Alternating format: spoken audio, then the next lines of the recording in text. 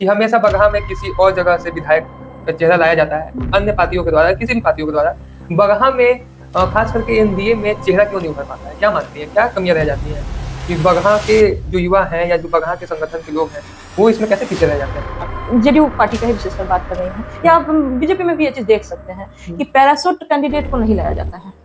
जो day one से party को सींचा हुआ है ना, जो पार्टी के लिए टाइम दिया हुआ रहेगा, वैसे लोगों को, जो कार्यकर्ता होगा पार्टी का, वैसे लोगों को नहीं। ये मैं इस पे पूछ रहा हूँ कि जो वहाँ की जनता है वो ऐसी बातें करती है कि जैसे कांग्रेस से जय सिंह को लोग बोलते हैं कि वो बगहा से हैं, एक युवा चेहरा है, उभरते हुए चेहरा है, तो वैसे बीजेपी या जदयू से बगहा से कोई क्यों नहीं निकल पाता है? जैसे कि अभी एक युवा है, आप भी जितना पार्टी में एक्टिव है, तो अभी एक युवा चेहरा हो सकती है, तो क्या मानते हैं कहीं ऊपर से ही चीजें वैसे बन के आती हैं या यहाँ पे कार्यकर्ताओं में कमी है? नहीं, ये तो पूरा पार्टी का अपना निर्णय होता है कि मुझे, क्योंकि देखिए उसमें बहुत सारा चीज होता है, जातीय समीकरण भी एक मैटर हो जाता है।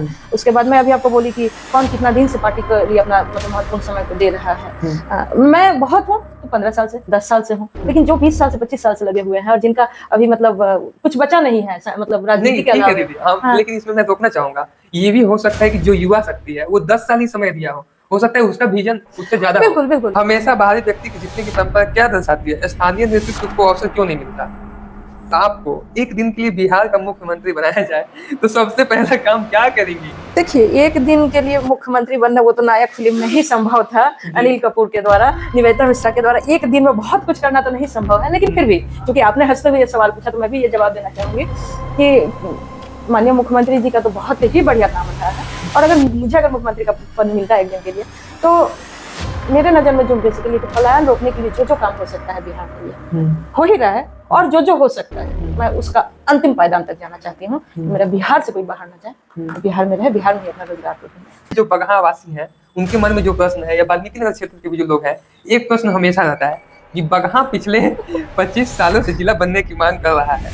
आप इसे कितना जायज मानती हैं और क्या कमियां रह जा रही हैं कि लोग बस सोशल मीडिया पे बात ही करते रह जा रहे हैं और वो धरातल पे नहीं कर पा रहे? मैं तो जो लोग सोशल मीडिया पे हो हल्ला कर रहे हैं ना, मैं तो उनका आभार व्यक्त करती हूँ। अच्छा। हाँ, मैं उनको थैंक यू बोलना चाहती हूँ आपके चैनल के माध्यम से कि उन्हीं लोगों का जो हो हल्ला है ना, ये मजा आ रहा है हम लोग, क्योंकि हम लोग तो देख रहे हैं कि जमीनी स्तर पे जिला घोषणा मतलब जिला घोषित करने के लिए जो चाहिए सारी काम जो है अभी हमारे बगहा के लिए हो रहा है। पहले सेटअप तो अपना तैयार हो जाए। जिला घोषणा जो 3 मुख्य डिमांड में है, माननीय मुख्यमंत्री जी बोले तो करेंगे, क्योंकि उनका आज तक का ऐसा नहीं रहा है कि वो कुछ बोले हो और नहीं किया। लेकिन दीदी, इसमें बहुत लोग ये भी सवाल उठाते हैं कि बगहा को बस एक मुद्दे की तरह इस्तेमाल किया जाता है, चुनाव के टाइम में ये मुद्दा लाया जाता है। नहीं, पिछले 25 सालों में क्यों नहीं हो रहा है? नहीं, चुनाव के टाइम में ही नहीं, चुनाव के टाइम में अगर माननीय मुख्यमंत्री जी हमारे जिला में आए हैं चुनावी मतलब सभा को संबोधित करने, और कोई नीचे से बुला रहे हैं माननीय मुख्यमंत्री जी आप बताइए जिला घोषित क्यों नहीं हुआ, तो मुख्यमंत्री जी क्या जवाब, करवे तो हम ही ना करेंगे, बोलते हैं तो बात सही है, करेंगे वही। और उसके लिए जो सारी काम होना चाहिए वो सब काम धरातल स्तर पर हो रहा है धीरे धीरे, और ये हो जाएगा। मुद्दे की बात नहीं है, ये होना ही है कि इस विधानसभा में ये हल हो जाएगा। तो उम्मीद है, भरोसा है कि होगा। और लेकिन इसमें मानती है क्या कि सरकार और नेताओं की उदासीनता है या इसको लेकर उतना एक्टिव नहीं है? क्योंकि शिवहर जैसे छोटे से जगह को जिला घोषित कर दिया जाता है। आप मुझे बताएं ना, आप मुझे बताएं, हमारे यहाँ के माननीय सांसद जी हैं श्री सुनील कुमार जी, माननीय विधायक जी हैं श्री धीरेन्द्र प्रताप सिंह रिंकू सिंह जी, हमारे माननीय एमएलसी साहब हैं श्री किशन सहनी जी, या हमारे मतलब समर्थित दल एनडीए के भी यहाँ पे माननीय मंत्री जी भी हैं, विधायक जी भी हैं। ये सारे लोग आप नोटिस करके देखिएगा, कोई किन्हीं को आप एक दिन आराम करते हुए नहीं देखिएगा। ये लोग जो है अपने क्षेत्र के विकास के लिए हमेशा लगे हुए हैं। क्या आप मानती हैं कि युवाओं का और सोशल मीडिया का प्रभाव इस चुनाव में निर्णायक होगा? बिल्कुल। यूथ ही जो है, युवा को आप पलट दे तो वायु होता है, वायु के धार से चलने वाले होते हैं युवा, तो युवा का तो मुख्य भूमिका रहता ही है। आगामी 3-4 महीने में चुनाव है, तो चुनाव के टाइम पे लोग जाति को लेके और खास करके सनातन धर्म के ऊपर लेके बहुत सारे ऐसे नेता होते हैं जो कुछ नहीं करते हैं, तो उनके लिए आप क्या कहना चाहेंगे? वो अपना जो है ना गरम मसाला वाला काम करते हैं कि मैं ये बोल दूं तो मैं सोशल मीडिया पे छा जाऊंगा, मेरा व्यूअर्स बढ़ जाएंगे। बेसिकली ऐसा कुछ होता नहीं है। आप कोई भी पार्टी देख लें, मैं जेडीयू तो मतलब समाजवाद और समावेशी धारा पे चलती है, सबको लेके चलती है। मैं पर्सनली बीजेपी का बात बोल रही हूँ। बीजेपी से ही कोई खड़ा होकर मतलब बोल दे कि मैं सनातनी हूँ और मुझे जो है गैर हिंदू का वोट नहीं चाहिए, ऐसा नहीं है।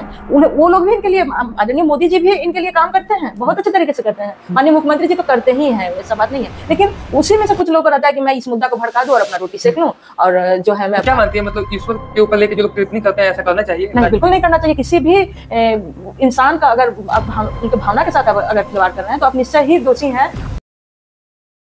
नमस्कार देशवासियों, मेरा नाम मनीष यादव है। आज के इस खास पॉडकास्ट में आपका स्वागत है। आज हम आ चुके हैं एक ऐसी महिला के पास, एक ऐसी युवा शक्ति के पास जो पिछले लगभग 1 दशक से जदयू में अपना योगदान पार्टी को, संगठन को मजबूत करने में निभा रही हैं, जिनको किसी नाम और किसी पहचान का जरूरत नहीं है। आज हमारे साथ हैं निवेदिता मिश्रा जी। मैम, आपका बहुत स्वागत है हमारे YouTube चैनल पे। जी, आपका भी बहुत बहुत स्वागत और काफी आपने इंतजार करवाया, लेकिन आज फाइनली हम लोग मिल लिए। दीदी, अपने बारे में कुछ बताइए। दीदी बोले तो चलेगा? हाँ, बिल्कुल बिल्कुल बिल्कुल। जैसे आपने मेरा नाम बता ही दिया, और राजनीति के बारे में अगर आप बात करना चाहे तो राजनीति तो नहीं, सोशल वर्क करना बचपन से ही मुझे काफी मतलब पसंद था। मुझे लगता था कि जैसे नाम मेरा, जैसे निवेदिता, निवेदन, समर्पित, और उसका जो है पूरा ये इफेक्ट मेरे ऊपर पड़ भी गया जी। और मैं समर्पित रहती भी हूँ समाज के लिए, सोशल वर्क के लिए। फिर पता नहीं कैसे राजनीति में पूरा एक्टिव हुआ। हालांकि मैं छात्र संगठन से, छात्र राजनीति से ही मैं एक्टिव हूँ, और अब जो है मुख्य धारा से भी जुड़ चुकी हूँ पार्टी तो अभी आप किस पद पे हैं, उसके बारे में जरा बता दे दर्शकों को। जैसे मैंने शुरुआत जो किया था, मैं अगर छात्र संगठन का भी थोड़ा साइड में ही रखती हूँ, मतलब अगर आप जेडीयू की बात करें, फिलहाल मैं जेडीयू के प्रदेश उपाध्यक्ष, युवा जेडीयू प्रदेश उपाध्यक्ष हूँ। लेकिन मैंने शुरुआत जो है यहाँ से अपने जिला से ही किया था। ठीक है, जिला से ही मेरा शुरुआत था। जिला उपाध्यक्ष में पहले थी, जिला मीडिया प्रभारी थी, फिर मैं जिला अध्यक्ष भी रही युवा जेडीयू का। उसके बाद मैं महिला कमेटी का लोकसभा प्रभारी भी रही, वाल्मीकि नगर लोकसभा प्रभारी। अच्छा। हाँ, उसके बाद मैं प्रदेश में गई तो मीडिया सेल का मतलब जिला संयोजक भी रही, आरटी सेल का। फिर आरटी सेल का मैं प्रदेश सलाहकार समिति सदस्य भी रही। उसके बाद यूथ में तो मैं सचिव से, अपना पहले सचिव थी, फिर महासचिव, अभी मैं उपाध्यक्ष हूँ। ये है मेरा राजनीति। और इसके अलावा आप सुपौल जिला की प्रभारी भी हैं। हाँ, इस बार पार्टी ने मुझे सुपौल जिला का जो है प्रभारी मनोनीत किया हुआ है। हालांकि मैं अभी तक इस जिला को मीट नहीं की हूँ। कोशिश है कि अगले वीक तक मैं जाऊं और वहाँ के संगठन के लोगों से मिलूं और अपना जो बेटर वर्जन है वहाँ पे दे पाऊं। हाँ, तो जैसे अभी हम बात किए जस्ट लाइक कि जदयू में आपका योगदान और अभी आप किस पद पे हैं, लेकिन यहाँ आने के लिए कहीं ना कहीं उसके पीछे बहुत मेहनत लगता है। उतना जस्ट लाइक छात्र राजनीति में भी एक्टिव रहना होता है। तो थोड़ा सा हम पीछे चलेंगे। आप बताइए, आपकी मतलब पढ़ाई लिखाई कहाँ से हुई, कैसे इधर आ गई? देखिए, चूंकि हम लोग 90s बैच के हैं, ठीक है, और बहुत ही पिछड़े जगह से आते हैं। जैसे मेरा घर अभी बगहा से लगभग 18-20 किलोमीटर अंदर है। तो एक बार बगहा जाने में पूरा दिन बीत जाता था। टांगा गाड़ी से जा रहे हैं, घोड़ा गाड़ी से जा रहे हैं। तो वैसे परिस्थिति में पढ़ाई, मतलब 4 साल के एज से मैं घर से बाहर रही हूँ पढ़ाई के लिए, बेतिया मामा के घर रही हूँ। हाँ, क्योंकि यहाँ पे रह के पढ़ाई करना मुझे नहीं लगा। हाँ, पढ़ सकती थी उस समय। सरकारी स्कूल तो नहीं, चरवाहा स्कूल बोला जा सकता था, जो हकीकत है।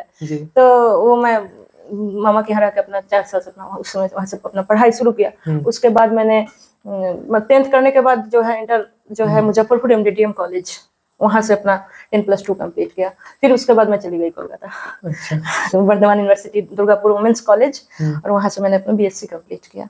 और उसी बीच में जो है छात्र राजनीति में, और इसके पहले मैं एक बात और बता दूं, पापा मेरे जो पूज्य पिताश्री हैं वो राजनीति में बहुत पहले से ही सक्रिय रहे हैं, समता पार्टी के टाइम से ही। तो होता क्या था, बेसिकली चुनाव के टाइम पे उनके ऊपर स्पेशली पहाड़ा लगा दिया जाता था कि मतलब वो बूथ में कुछ कर नहीं पाए, पार्टी के लिए कोई काम कर नहीं पाए, पुलिस को एक्टिव कर दिया जाता था। तो पापा हो जाते थे डिस्टर्ब, क्योंकि बूथ के आसपास वो जा ही नहीं पाते थे। तो वैसे में भले मैं वोटर नहीं थी, लेकिन मुझे इतना था कि समता पार्टी को लाना है, कोई है बेटर पर्सन, कोई है, उसके लिए पापा लोग लड़ाई कर रहे हैं। और मतलब बिहार जो मतलब जलता हुआ बिहार है, उसको बचाने के लिए इन लोगों का मेहनत हो रहा है, तो मुझे साथ देना चाहिए। उस टाइम पे मुझे बूथ में जाके जो करना, अभी तो मतलब ऑन रिकॉर्ड बोलना नहीं चाहिए कि मैंने वो भी किया। मतलब एक वोटर नहीं हूँ, लेकिन फिर भी मैं बूथ में जा रही हूँ, लोगों को पहुंचा रही हूँ कि नहीं, मतलब वोट जो है, हाँ, वोट करो, समझो। तो वहां से कहीं ना कहीं राजनीति ये में जॉर्ज फर्नांडिस साहब उस टाइम पे हुआ करते थे, और उनसे मैं कहीं ना कहीं बहुत प्रभावित थी, क्योंकि मेरे पापा भी उनको जो है बहुत ज्यादा एडमायर करते थे। हाँ, तो वहां से शुरुआत हुआ। फिर छात्र संगठन, मतलब WB में, और WB का जो छात्र संगठन, छात्र राजनीति है, वो बताने की जरूरत नहीं है। वो मतलब अब बोलना नहीं चाहिए। मेरे इधर जो मूल पार्टी का जो लड़ाई होता है ना, उससे भी कहीं खतरनाक WB का जो है छात्र संगठन का जो चुनाव होता है, लड़ाई होता है। मैंने वहाँ पे अपना चुनाव जीत कर वहाँ का GS जनरल सेक्रेटरी भी मैं दुर्गापुर वुमेन्स कॉलेज का 2009-10 में मैं रही हूँ। दीदी, जस्ट लाइक राजनीति और पारिवारिक जिम्मेदारियां जो होती हैं, दोनों को संतुलित अभी आप कैसे करती हैं? हाँ, ये थोड़ा सा टफ हो जाता है। बहुत सारा चीज होता है जो घर के लिए महत्वपूर्ण दिन होता है, लेकिन मैं अगर पार्टी का कुछ मीटिंग है, पार्टी का कोई काम है तो मुझे जाना होता है। हाँ, तो करती हूँ, करना पड़ता है, क्योंकि अब समाज के प्रति जब मैं समर्पित कर ही दी हूँ, अपने जीवन को कर ही रही हूँ। कहीं ना कहीं वो समाज भी आपका परिवार बन चुका है। मुझे लगता है ऐसा। मुझे अब खुद से पहले मैं बहुत थकी हारी अगर सोई हूँ और कोई आके तुरंत बुलाया कि मेरे साथ ये प्रॉब्लम है, तो मुझे लगता है नहीं, मेरा सोना इम्पोर्टेंट नहीं है, इनका काम है इम्पोर्टेंट। कहीं ना कहीं वो मेरे ऊपर वो विश्वास दिखा रही है, तो मुझे उस पर खरा भी उतरना है। हाँ, तो निजी जीवन में आपकी सबसे बड़ी प्रेरणा कौन है? जस्ट लाइक आप कौन सी ऐसी ताकत है जिसको लेके चलती हैं? क्योंकि जैसे आपने थकान का बात किया, कभी कभी हिम्मत भी कैसे? मैं थोड़ा सा स्पिरिचुअल टाइप की हूँ, आध्यात्मिक चीजों से मुझे लगाव है। मैं जब बहुत ज्यादा फ्रस्ट्रेशन और बहुत ज्यादा मतलब लो फील करती हूँ, तो मुझे लगता है मेडिटेशन और ईश्वर के साथ जुड़ाव मुझे काफी मतलब हेल्प मिलता है, काफी आपको हील करता है। हाँ, काफी हील करता है। क्या राजनीति में आने का फैसला आपका खुद का था या परिवार का था, या इसमें पिताजी का क्या रिएक्शन था, ये भी बताइए। पिताजी का रिएक्शन, पिताजी ऑब्वियसली कोई भी घर वाले चाहेंगे कि मेरी बेटी है तो जॉब करे, अच्छा सा जॉब मिल जाए। मैंने शुरुआती दौर में यूपीएससी के लिए तैयारी भी, सीडीएस का मैंने एग्जाम भी निकाला था, वो है कि जीडी तक जाते जाते फिर मेरा नहीं हो पाया। लेकिन इसका मतलब ये नहीं कि मैंने राजनीति को मतलब चयन किया तो घर से कभी मुझे रोका टोका गया नहीं, क्योंकि पापा भी राजनीति वाला ये स्वाद उनको भी था। हाँ, उनको भी कहीं ना कहीं था कि जो हमने पार्टी के लिए, समता पार्टी के लिए समर्पित किया है, हम वहां नहीं पहुंच पाए, तो हमारी बेटी कम से कम जाए। शायद ये था या जो भी हो, लेकिन उनके तरफ से समर्थन पूरा था। हाँ, समर्थन पूरा था। तो दीदी, अब हम आते हैं संगठन और जिम्मेदारियों के ऊपर। ये वाला जो सेक्शन है, जस्ट लाइक आप युवा जदयू की भूमिका में है, तो इस पे हम कुछ सवाल आपसे करना चाहेंगे। प्रदेश उपाध्यक्ष युवा जदयू के रूप में आपकी मुख्य जिम्मेदारियां क्या हैं? देखिए, मुख्य जिम्मेदारियां जैसे अभी सुपौल का प्रभारी मुझे मनोनीत किया गया, लेकिन इसके पहले चूंकि मैं आप देख लीजिए तो तिरहुत प्रमंडल में उपाध्यक्ष और सबसे सीनियर ये का उपाध्यक्ष मैं हूँ, ठीक है।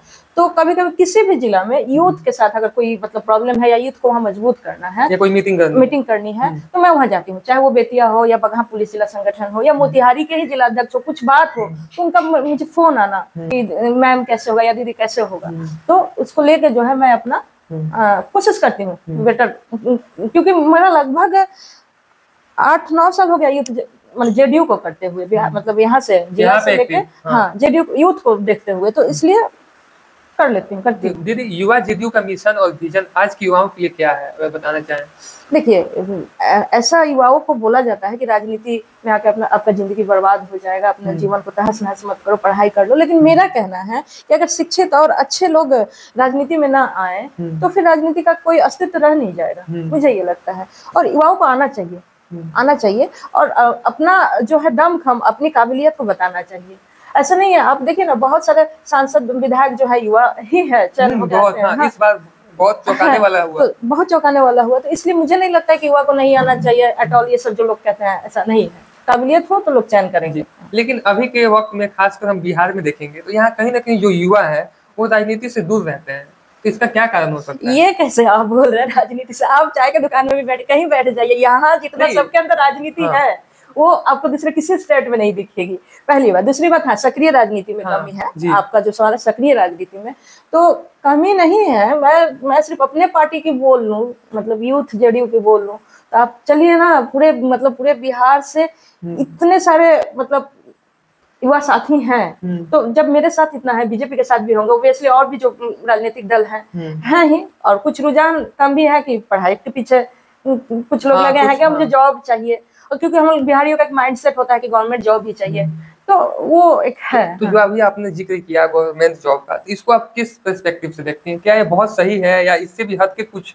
बिहार के युवाओं को देखना चाहिए? मैं अपना पर्सनल सोच, मैं इसको राजनीति ये समय जवाब नहीं दूंगी। मैं अपना पर्सनल सोच, ऐसा नहीं है कि गवर्नमेंट जॉब ही सब कुछ है। ये अलग बात है कि आप अगर गूगल कंपनी में अच्छे पैकेज में भी जॉब कर रहे हैं ना, फिर भी गांव के जो चाचा चाची हैं वो बोलेंगे का हो सरकारी नौकरी तहर ना मिलल। हाँ, तो ये हम लोग का माइंडसेट है, लेकिन नहीं, ऐसा नहीं होना चाहिए कि मैं जो है सरकारी चपरासी की नौकरी कर लूं और प्राइवेट में कोई अच्छा पैकेज का जॉब ना करूं, ये नहीं होना चाहिए। मुझे लगता है कि तो जस्ट लाइक दीदी, आप जैसे उपाध्यक्ष हैं, तो आपको एक सबसे बड़ी चुनौती ये भी रहती होगी कि कैसे हम युवाओं को जोड़ें, तो वो बहुत चुनौतीपूर्ण है या लोग आजकल के जो युवा है वो मान जाते हैं? इसके लिए मैं बोलूंगी, मैं खुद उदाहरण हूँ। बहुतों को लगता है कि इनका परिचय या फिर इनका जो भी समाज के प्रति अनुदान है क्यों है, तो कुछ लोग है कि मुझे देख के भी लगता है कि नहीं शायद राजनीति में कुछ मीठा है, जाना चाहिए, तो कुछ लोग ऐसे भी आ जाते हैं। और कुछ लोग को हाँ कि आइए बेटर होगा, हाँ बस आपको टाइम देना होगा, आपको राजनीति समझनी होगी, आपको एक प्रॉपर वे में चलना होगा। ऐसा नहीं कि आज दौड़ के कहीं चले गए, कल दौड़ के कहीं चले गए। मतलब आपको कहीं ना कहीं अपना विजन साफ रखना होगा कि हाँ, मैं इस पार्टी से जुड़ा हूँ, हाँ, उतार चढ़ाव आएगा, कुछ भी आएगा, मुझे उसके साथ बने रहना है कि मैं ये भी कर लूँ वो भी कर लूँ, ऐसा नहीं संभव है। हाँ, संगठन में महिला जो है, महिला युवाओं की भागीदारी कितनी है और इसे कैसे बढ़ाया जा रहा है? क्योंकि देखा जाता है बिहार में जस्ट लाइक जब मैं आपके पास आ रहा था तो उसके पहले मैंने काफी रिसर्च किया तो मुझे उतनी महिलाएं नहीं दिखी, खास करके अपने पश्चिमी चंपारण में जो यूथ हो और खास करके एक्टिव हो और जो ग्राउंड पे जाती होंगी। इसका क्या कमी मानती हैं और कैसे महिलाओं को मिलाया जाए? देखिए, अब इस बात पे तो मैं ये बोलूंगी कि हमारे जो माननीय मुख्यमंत्री जी हैं नीतीश कुमार जी, उनका तो महिलाओं के प्रति जो उनका जो कार्य है उसका तो माने कोई तुलना ही हम नहीं कर सकते हैं। ठीक है, धीरे धीरे ये माइंडसेट लोगों का बदल रहा है। ठीक है, ये बात सही है कि हो सकता है कि मैं आउट ऑफ बिहार या आउट ऑफ क्या बोलते हैं डिस्ट्रिक्ट रही हूँ तो राजनीति को समझी हूँ, या राजनीति भी एक ऑप्शन हो सकता है तो मैं सक्रिय हूँ, ये बात भी सही है। लेकिन हाँ, पार्टी में महिलाएं हैं, लेकिन आपका भी कहना सही है कि कम है, उनकी संख्या बढ़नी चाहिए। हाँ, संख्या बढ़नी चाहिए और बढ़ भी रही है। नीतीश जी के प्रति बहुत महिलाएं जो है प्रभावित हैं उनके कार्यों से, उन्हें लगता है कि माननीय मुख्यमंत्री जी जो है सम्मान देते हैं महिलाओं को। धीरे धीरे ये बदलाव हो रहा है, कमियां हैं लेकिन बदलाव भी हो रहा है। और कहीं ना कहीं बिहार में भी अब रिजर्वेशन वाला जो सिस्टम आ गया है कि महिलाओं का भी उतना योगदान रहे, महिलाएं भी अलग अलग फील्ड में आए, तो उससे कहीं ना कहीं महिलाओं में एक समन्वय होगा कि वो आएंगी।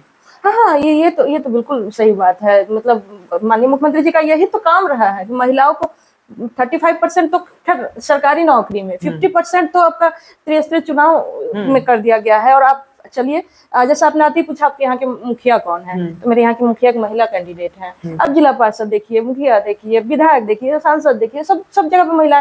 बिहार पुलिस में देखिए, हर जगह महिलाएं। पहले हम लोग एक महिला के बॉडी में मतलब महिला वर्दीधारी महिला देखने के लिए तरस जाते थे, और आज है कि आप किसी भी पुलिस गाड़ी में देख लीजिए तो 2 महिलाएं बैठी हुई हैं जो वर्दीधारी। और कहीं ना कहीं फैमिली का भी सोच बदला है बिल्कुल बिल्कुल बिल्कुल। संगठन निर्माण और सामाजिक संपर्क के ऊपर मेरे कुछ सवाल हैं आपके लिए। युवाओं से जमीनी संवाद कैसे करती हैं आप? क्या रूट मैप है? रूट मैप युवाओं से, जैसे अगर मुझे पता लगा पर्सनली कि एडमिशन लेके कहीं किसी को दिक्कत है, या कोई मतलब कुछ मेरा भाई है जो कोई तो सरकारी ये के लिए पढ़ाई करना चाहते हैं कि टेक्नोलॉजी के लिए जाना चाहते हैं, लेकिन वो उनका हो नहीं पा रहा है, पारिवारिक सपोर्ट उनको नहीं मिल पा रहा है, तो जो हमारे माननीय मुख्यमंत्री जी का 4 लाख वाला जो योजना है, आप स्टूडेंट क्रेडिट कार्ड, आप उसका जो है लाभ लीजिए। और उसके लिए क्या करना होगा, DRCC भवन जाना होगा, क्या उसको ये करके उसको वहां तक भेजना, उसको बताना कि ये कानून भी हमारे यहाँ पे है, ये नीतियां भी है, आप उसका भरपूर लाभ उठाएं। और ये रहता है कि माननीय मुख्यमंत्री जी का दारूबंदी जो ये हुआ, इससे हम क्लियर है कि अभी के जो हमारे युवा भाई है ना, बहुत ही असंतुष्ट हैं। असंतुष्ट की बात नहीं बोलेंगे, वो देखिए ये तो अलग तर्क है कि शराबबंदी क्यों है, शराबबंदी नहीं होना चाहिए, इस तर्क में हम आना ही नहीं चाह रहे। लेकिन शराबबंदी होने से मुझे लगता है कि आज की जो युवा पीढ़ी है बहुत सुरक्षित है, बहुत सुरक्षित, और बहुत जो है अच्छे परिवेश में लोग जी रहे हैं। अच्छा, मुझे लगता है कि परिवेश जो है बहुत अच्छा हुआ है। हाँ ठीक है, हम इस टॉपिक पे नहीं जाएंगे क्योंकि ये टॉपिक लंबा हो जाएगा, पॉडकास्ट का सेक्शन है। तो इसमें मैं कहना चाहूंगा कि पूछना चाहूंगा, सोशल मीडिया का इस्तेमाल संगठन विस्तार में कितना कारगर रहा है या रहता है, क्या मानती है? पूरा रहता है। क्योंकि देखिए, मैंने कोई काम किया, अगर मुझे कुछ लोग जानते हैं कि मैं निवेदिता मिश्रा हूँ, तो ये कहीं ना कहीं इसके पीछे सोशल मीडिया का बहुत बड़ी भूमिका है कि मैं कहीं कुछ काम कर रही हूँ, समाज के लिए अच्छा कुछ कर रही हूँ, तो ये तो सोशल मीडिया के जरिए ही समाज में आता है ना। तो वैसे माननीय मुख्यमंत्री जी का या हमारे सरकार का, NDA सरकार का, माननीय मोदी जी का जो भी काम है सोशल मीडिया के जरिए ही हमारे सामने आता है। तो सोशल मीडिया का बहुत ही महत्वपूर्ण भूमिका है। जी, JDU का एजुकेशन और स्किल डेवलपमेंट को लेकर क्या रोड मैप है?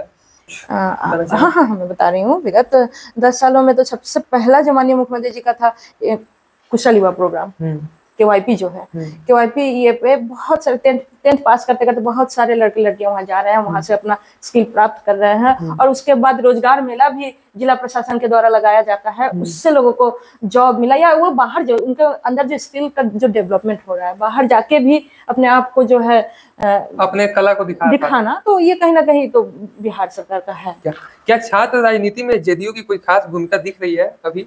हाँ बिल्कुल। आप चलिए, पटना विश्वविद्यालय में अभी जो चुनाव हुआ उसमें उपाध्यक्ष, मतलब जो सीट जिसको मिलना था, तो इसके पहले भी अध्यक्ष पद में हम लोगों ने जीत हासिल किया। और मुझे लगे लोग सारे लोग छोटे भाई ही हैं, छोटे भाई छोटे बहन ही हैं। तो यूनिवर्सिटी में किसी भी तरीके का छात्रों के साथ कोई भी दिक्कत, कोई भी परेशानी, वो लोग एकदम तत्पर रहते हैं कि मतलब छात्रों के साथ कोई गलत ना हो, उनका हक का हकमारी ना हो, इसके लिए वो लोग लड़ाई करते रहते हैं। तो क्या आप मानती हैं कि युवाओं के लिए राजनीतिक अवसर सीमित हैं? नहीं, ऐसा बिल्कुल नहीं। मैंने हमेशा देखा जाता है कि उन्हीं कैंडिडेट्स को कोई भी पार्टी आगे लाती है जो थोड़े बुजुर्ग होते हैं, युवा शक्ति कहीं ना कहीं कम दिखती है। ये माइंडसेट अब धीरे धीरे चेंज हो रहा है। आपका कहना सही है, लेकिन ये धीरे धीरे चेंज हो भी रहा है कि युवा को भी मौका मिलना चाहिए, और युवाओं को मौका दिया जाता है, दिया नहीं जाता, ये बिल्कुल कहना गलत होगा। बुजुर्गों के साथ अनुभव तो है ही, अनुभव को भी आप इग्नोर नहीं कर सकते हैं, लेकिन यूथ भी काबिल है। ये इस बात का बहुत सारा उदाहरण है सामने, ऐसा बात नहीं है। जैसे लाइक हम लोग देख सकते हैं अभी लोकसभा में राजेश वर्मा, शांभवी चौधरी जी जैसे चेहरे युवा निकल के आए जी। अब 20 सूत्री कार्यक्रम के भी आप सदस्य हैं, तो उसके ऊपर मैं पूछना चाहूंगा, 20 सूत्री कार्यक्रम समिति का मकसद क्या है और आपकी भूमिका क्या है?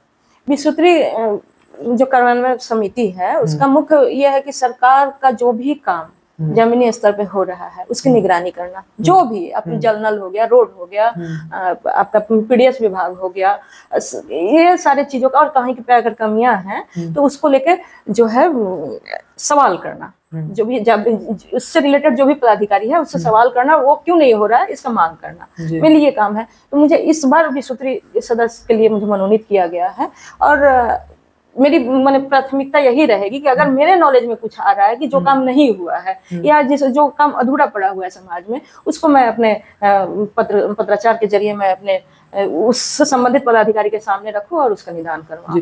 आपने किन योजनाओं की निगरानी की है जस्ट लाइक इसमें? हाँ, जैसे अपने यहाँ पे नल जल योजना में कुछ कमियां रही हैं, ठीक है, उसको लेके मैंने जिलाधिकारी महोदय को बताना कि क्या सही है नहीं है। हेल्थ ये में जो भी प्रॉब्लम है, क्योंकि मेरे सिमरा में ही आप चल के देखिए 100 बेड का बहुत बड़ा हॉस्पिटल बन के तैयार है, लेकिन अगर उसमें कुछ मतलब वो सुचारू रूप से नहीं चल पा रहा है, तो उसके लिए माननीय जिलाधिकारी से बात करना और उसको जो है सुचारू रूप से चलाने के लिए तो ये कोशिश रहती है जी।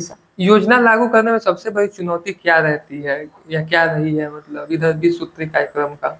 20 सूत्री, देखिए, योजना लागू करने में कुछ दिन पहले मुझे लगता था कि प्रॉब्लम होती थी, लेकिन आज के समय बहुत सिस्टमेटिक हो गया है, क्योंकि वो जो ऑनलाइन वाला डिजिटली जो हो गया है ना, जियो टैग का जो एक शब्द है वो बहुत बड़ा मायने रखता है। पहले होता था कि ऑफलाइन मतलब कागज पेन में सब कुछ बना दिया गया और पता लगता था कि भौतिक स्तर पर कुछ हुआ ही नहीं, लेकिन आज के समय में ये नहीं है। तो अभी 20 सूत्री कार्यक्रम के ऊपर हम थे, तो इसमें एक चीज मैं दीदी आपसे पर्सनली पूछना चाहूंगा, क्या आप मानती हैं कि ये जितनी योजनाएं हैं जमीनी स्तर तक ठीक से पहुंच रही हैं? हाँ, पहुंच रही है। कुछ कमियां रह जाती हैं, जैसे होता है कि मैंने कभी कभी देखा है कोई एक विशेष परिवार बहुत ज्यादा जो है एलिगेशन लगा रहा होता है बीडीओ साहब पे, सीओ साहब पे, हमारा ही काम नहीं खन कैले, हम जाता नहीं, हमरा के भगा देता ना। लेकिन अगर उनको आप ध्यान से देखिए ना, तो हो सकता है कि कहीं ना कहीं उनके पास डॉक्यूमेंटेशन की कमी है, या फिर हो सकता है उनके नाम का लाभ कोई और ले चुका हो। हाँ, तो कुछ ना कुछ कमियां रहती है, लेकिन ऐसा नहीं है, क्योंकि अभी सरकार जो है खोज के वो अपना जो नीति है उसको पब्लिक तक पहुंचाने का काम कर रहा है जी। हाँ। महिला सशक्तिकरण और सामाजिक सोच के ऊपर मैं 2-3 प्रश्न आपके लिए तैयार किया था, सोचा कि ये भी बात करते चलूं। कहीं ना कहीं महिलाओं का भी योगदान, जैसे हमने शुरू में ही बात किया, आज के वक्त में सरकार भी उनको प्राथमिकता दे रही है। तो महिला सशक्तिकरण को लेकर आपकी सोच क्या है? सिर्फ योजना ही काफी है या सामाजिक बदलाव जरूरी है? सामाजिक बदलाव बिल्कुल जरूरी है। महिला सशक्तिकरण को लेकर जो योजनाएं लागू किया गया है वो तो एक हथियार है कि सामाजिक बदलाव हो पाए, और उसके लिए जो है महिला संवाद कार्यक्रम हमारे माननीय मुख्यमंत्री जी द्वारा पूरे पंचायत में चलाया गया है और बताया गया है कि आपका हक क्या है, महिलाओं का हक क्या है, वो योजनाओं का लाभ कैसे ले सकती हैं, वो क्या क्या कर सकती हैं, उनके अधिकार क्या है, उनके अधिकारों को उन तक बताना महिला संवाद कार्यक्रम के जरिए हमारी पार्टी कर रही है, अभी भी कर ही रही है उस चीज। इसके अलावा दीदी, आप बगहा पुलिस की उत्पीड़न, महिलाओं की उत्पीड़न के ऊपर भी आप काम करती हैं, उसकी भी सदस्य हैं। इसके अलावा एसएसपी जो वाहिनी है 65 वाहिनी, उसकी भी आप मेंबर हैं। तो आप क्या मानती हैं, महिला सुरक्षा को लेकर आपकी प्राथमिकताएं क्या हैं? महिला सुरक्षा को लेकर देखिए, बहुत सारे अभी की जो वस्तु स्थिति है, कहने के लिए लोग ये भी कहते हैं कि महिला को जितना पावर मिला हुआ है उसका कहीं ना कहीं मिसयूज भी होता है। हाँ, कि उसको जो है महिलाएं बहुत गलत तरीके से अपना लाभ लेने के लिए किसी भी पुरुष को फंसाने का कोशिश करती हैं। उसको फेमिनिस्ट शब्द से जोड़ दिया जाता है। हाँ, लेकिन मुझे अगर जो आप बताएं कि बगहा पुलिस जिला महिला उत्पीड़न समिति के मैं सदस्य हूँ, या 65 वाहिनी की जो मैं महिला उत्पीड़न समिति की सदस्य हूँ, तो मैंने हमेशा जो भी केस को देखने गया हुआ है, मैंने हमेशा दो पहलू से उस चीज को देखा हुआ है। ऐसा नहीं है कि अगर कोई महिला एलिगेशन लगा रही है तो वो सही है और मैं महिला हूँ तो मेरी झुकाव उसके प्रति ज्यादा है। ऐसा निष्पक्ष रूप से मुझे जांच करना है कि हमेशा ही महिलाएं सही होती हैं, ऐसा बिल्कुल नहीं है। तो ओवरऑल मिला के हम यही बोलेंगे कि हाँ, अगर 50% का हम लोग को बराबरी मिला हुआ है तो वो वैसा ही रहना चाहिए। हाँ, उसका उपयोग मतलब गलत तरीके से नहीं करनी चाहिए। जी। आप गांव की लड़कियों और महिलाओं को नेतृत्व के लिए कैसे प्रोत्साहित करती हैं? गांव के मतलब महिलाओं को जहां तक नेतृत्व के लिए प्रोत्साहित करना है तो उन्हें मैं बताती हूँ कि अगर आपके समाज से कोई वार्ड सदस्य चुन के गई है या आप लोग के बीच से कोई महिला अगर मुखिया चुन के गई है, वो कल होके 15 अगस्त या 26 जनवरी को झंडा फहरा रही हैं, तो ये जो आप उनके पीछे खड़े होकर ताली बजा रहे हैं उनके लिए, तो कल आप भी उस जगह में हो सकती हैं। आपके बीच में मैं खड़ा होकर चिल्ला रही हूँ, बोल रही हूँ और आपको लग रहा है कि हमारी नेत्री है, आप भी मेरे जगह पे आ सकते हैं, आपका भी अपना परिचय बन सकता है। तो इसलिए आप आवे और हमें योगदान दें। हाँ, इसके अलावा हम अब राजनीति के ऊपर आते हैं, क्योंकि आगामी 2025 विधानसभा भी सामने है, जिसमें बगहा और स्थानीय मुद्दे जो है हमेशा से पूछे जाते हैं।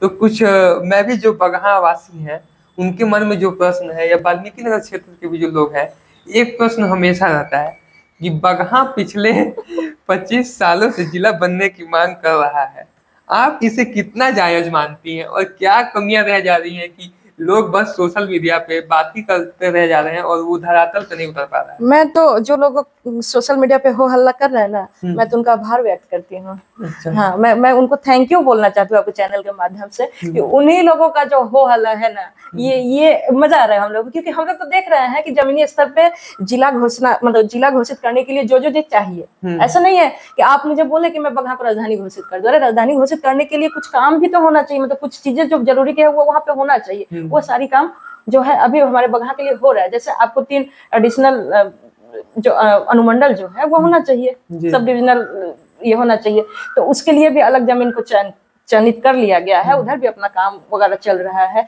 पहले सेटअप तो अपना तैयार हो जाए। जिला घोषणा जो 3 मुख्य डिमांड में है, माननीय मुख्यमंत्री जी बोले हैं तो करेंगे, क्योंकि उनका आज तक का ऐसा नहीं रहा है कि वो कुछ बोले हो और नहीं किए। लेकिन दीदी, इसमें बहुत लोग ये भी सवाल उठाते हैं कि बगहा को बस एक मुद्दे की तरह इस्तेमाल किया जाता है, चुनाव के टाइम में ही ये मुद्दा लाया जाता है। नहीं, पिछले 25 सालों में क्यों नहीं हो रहा है? नहीं, चुनाव के टाइम में ही नहीं, चुनाव के टाइम में अगर माननीय मुख्यमंत्री जी हमारे जिला में आए हैं चुनावी मतलब सभा को संबोधित करने, और कोई नीचे से बुला रहे माननीय मुख्यमंत्री जी आप बताइए जिला घोषित क्यों नहीं हुआ, तो मुख्यमंत्री जी क्या जवाब, अरे करवे तो हम ही न करेंगे, बोलते हैं। तो बात सही है, करेंगे वही, और उसके लिए जो सारी काम होना चाहिए वो सब काम धरातल स्तर पे हो रहा है धीरे धीरे, और ये हो जाएगा। मुद्दे की बात नहीं है, ये होना ही है, ये होना तय है। क्या हम मान सकते हैं, आपसे ये पूछना चाहेंगे कि इस विधानसभा में ये हल हो जाएगा बगहा? देखिए, कोशिश है, क्योंकि हम लोग जो है जेडीयू पार्टी जो है ना, बहुत ही क्या बोले आपको,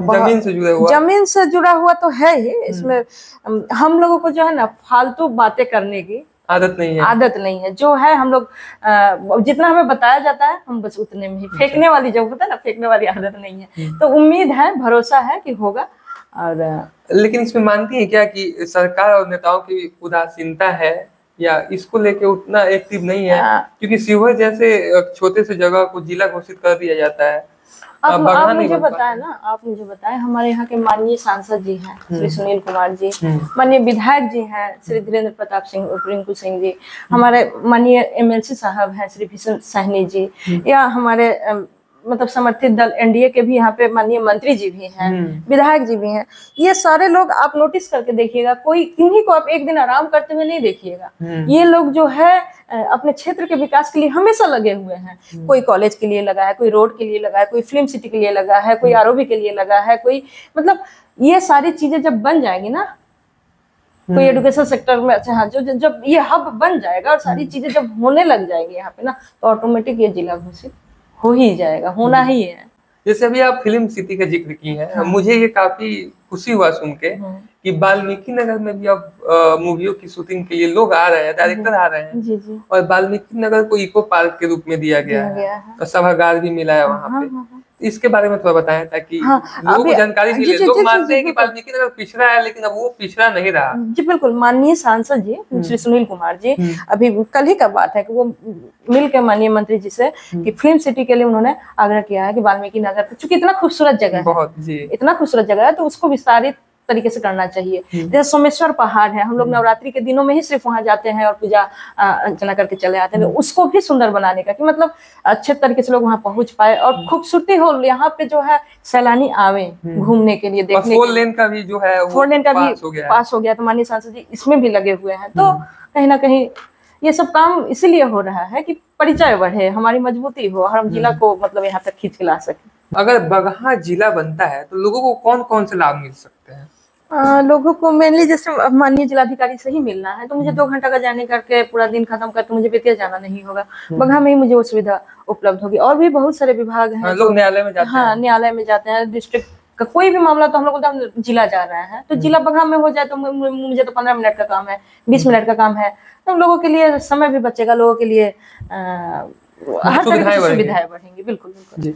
बगहा जिला के ऊपर हमने बात करा, लेकिन बगहा का एक जो मुद्दा है, मैं भी लगभग आज से 10 साल से सुनता आ रहा हूँ। जब मैं 2-3 क्लास में था, जब प्रभात रंजन सिंह जी विधायक बने थे बगहा से, उसके बाद से लगभग ये सवाल उठता आता है कि हमेशा बगहा में किसी और जगह से विधायक का चेहरा लाया जाता है, अन्य पार्टियों के द्वारा, किसी भी पार्टियों के द्वारा।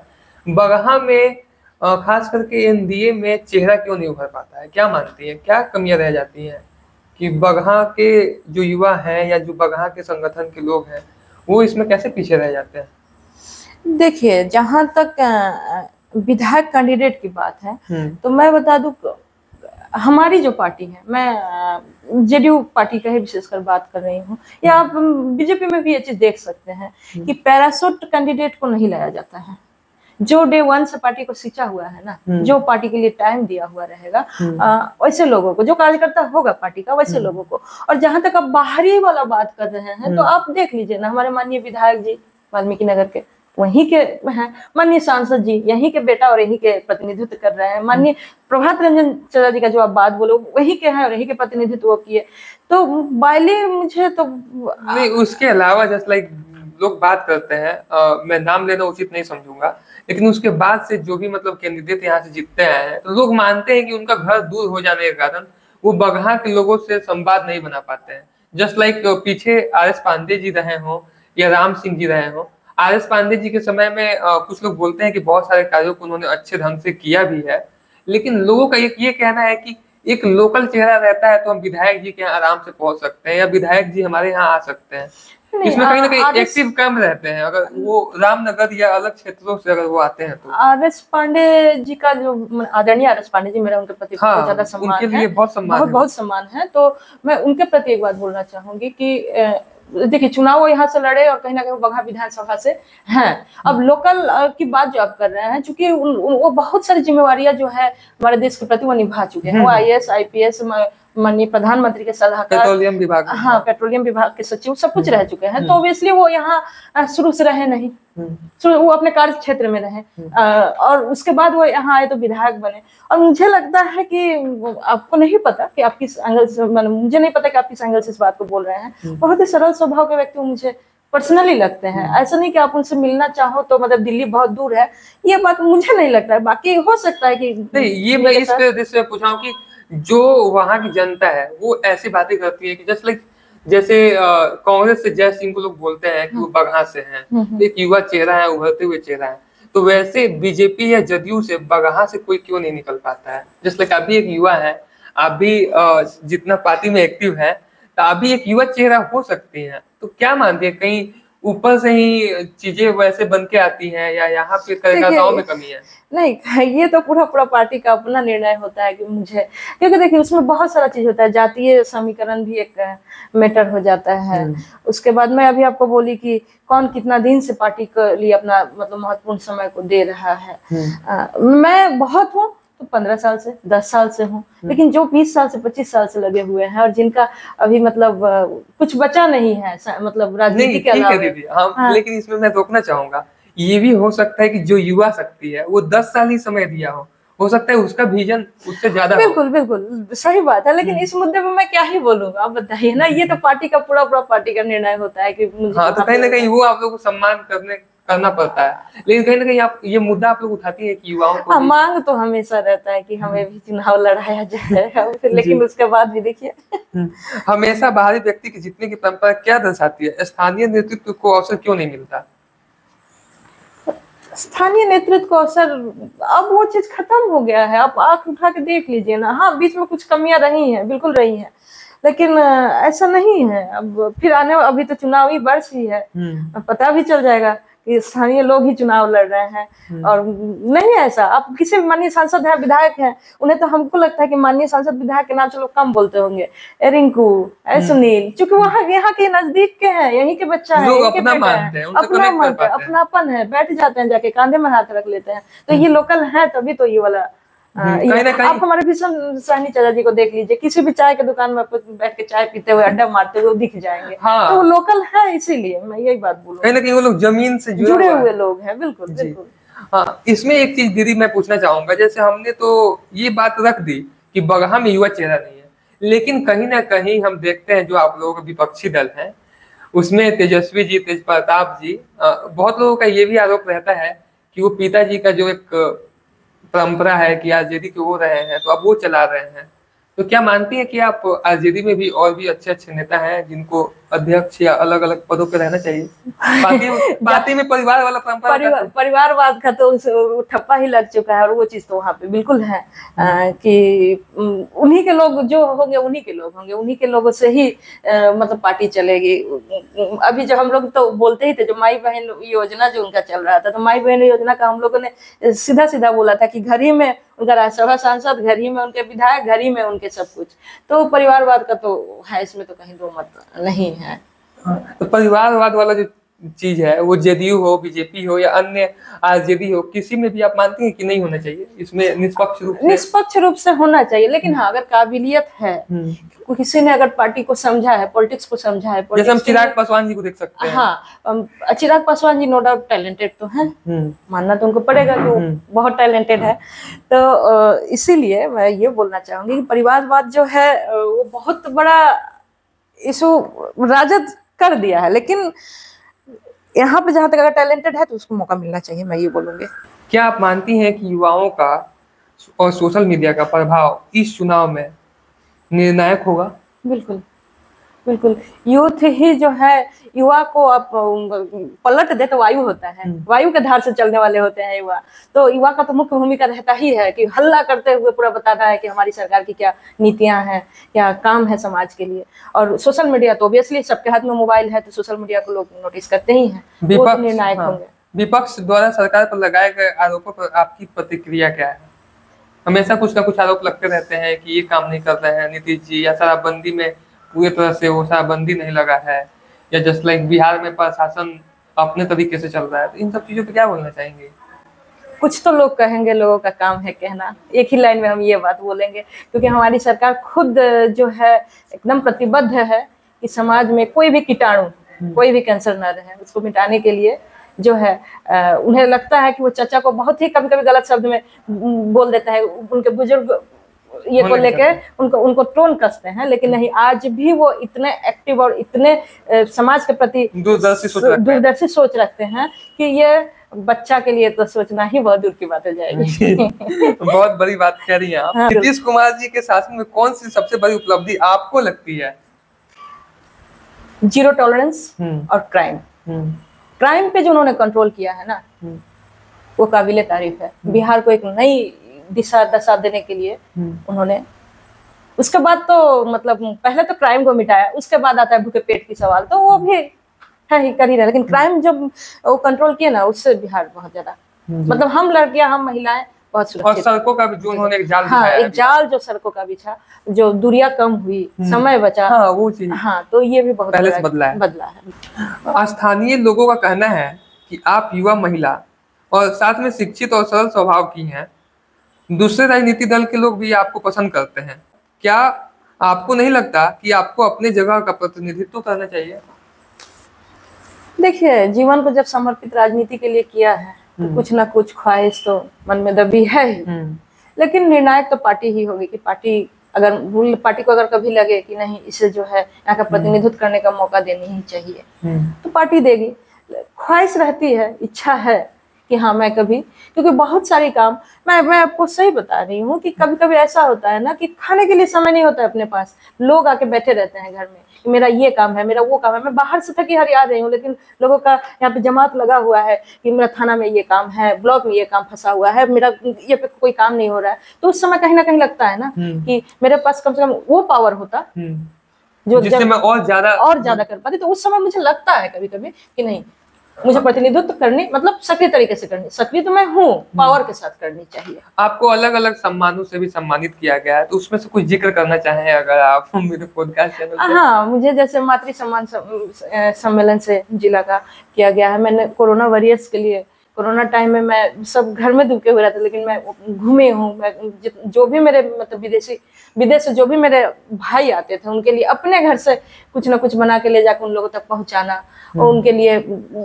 जो भी मुझसे हो पाया था वो मैंने किया। आदरणीय विकास वैभव सर के द्वारा भी मैं जिला ये पे सम्मानित हुई हूँ। तो सम्मान बहुत सारा मिला है, और ये बस ऊपर वाले का आशीर्वाद। और तो चलते चलते एक हॉट टॉपिक जो रहता है चुनाव के टाइम पे लेके, ये मैं आपसे प्रश्न अपने मन से अभी मेरे अंदर आया ख्याल की पूछ ही लूं। अब चुनाव आ रहा है, इसमें जातिवाद चालू हो जाएगा, और खास करके सनातन धर्म के ऊपर लेके बहुत सारे ऐसे नेता होते हैं जो टिप्पणी करते हैं, तो उनके लिए आप क्या कहना चाहेंगे? वो अपना जो है ना गरम मसाला वाला काम करते हैं कि मैं ये बोल दूं तो मैं सोशल मीडिया पे छा जाऊंगा, मेरा व्यूअर्स बढ़ जाएंगे। बेसिकली ऐसा कुछ होता नहीं है। आप कोई भी पार्टी देख लें, मैं जेडीयू तो मतलब समाजवाद और समावेशी धारा पे चलती है, सबको लेके चलती है। मैं पर्सनली बीजेपी का बात बोल रही हूँ।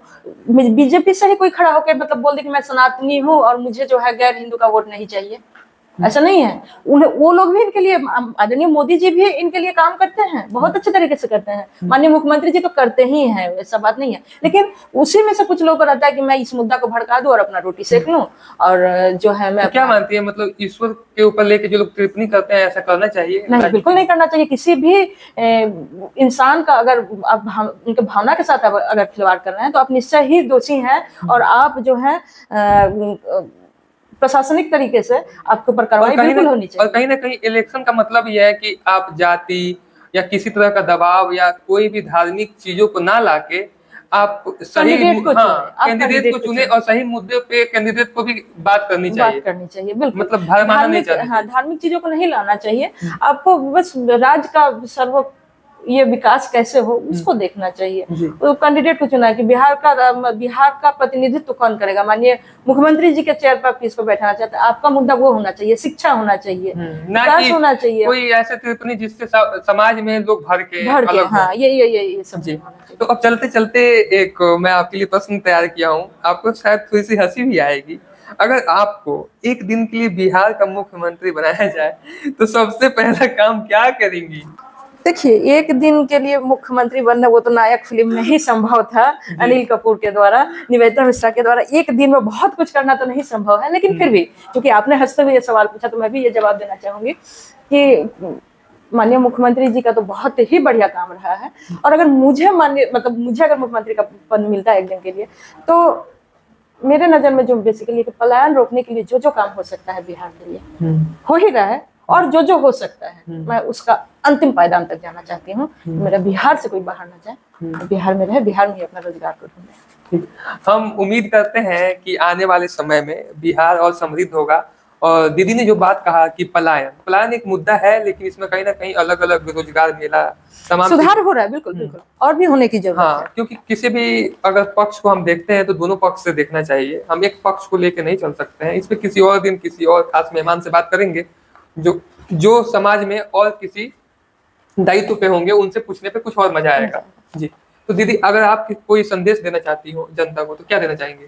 जो बिहार की जनता है, जो बिहार की जनता है, जो हमारे क्षेत्रीय जनता है, जो आपके चैनल के माध्यम से मुझे सुनेंगे, या मैं यही बोलना चाहूंगी, क्योंकि ये प्रोटेस्ट चुनाव पे ही ज्यादा फोकस रहा है, तो आने वाला ये चुनावी वर्ष है, आप लोगों से मेरा आग्रह है कि किसी भी बायली लोगों के, किसी भी मतलब क्या होता है बाहरी एलिमेंट्स के भड़काव में नहीं आके आपको ये सोचना है कि आपके हक के लिए बिहार में कौन आपके लिए बेटर काम किया है और कौन कर सकता है, किससे आप सुरक्षित है, वैसे सरकार का, वैसे लोगों का चयन आप करें और समाज के हित के लिए आप भी जो है भागीदारी बने।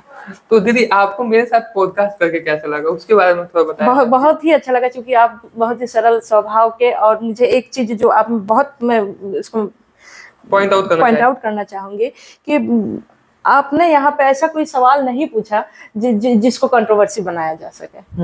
हाँ, क्योंकि हम लोग के साथ होता है कि अगर 10 बात बोल रहे हैं तो जरूरी नहीं है कि 10 का 10 ही सही हो, कुछ कटाक्ष से, कुछ क्रोधित होके भी हम लोग के मुंह से कुछ निकल जाता है, और आपने ऐसा कुछ सवाल नहीं पूछा जिससे कंट्रोवर्सी क्रिएट हो, और ये होना भी नहीं चाहिए। मीडिया वालों को ये चीज का ध्यान रखना चाहिए, खास करके कोशिश करनी चाहिए कि किससे हम अपने समाज को सशक्त करें। मुझे बस पॉजिटिव चीजों को ही बताना है, नेगेटिव कुछ है मेरे नजर में है तो मैं यही चाहूंगी कि उसमें सुधार हो, लेकिन उसको मैं ढिंढोरा पीटने में कभी विश्वासी नहीं हूँ।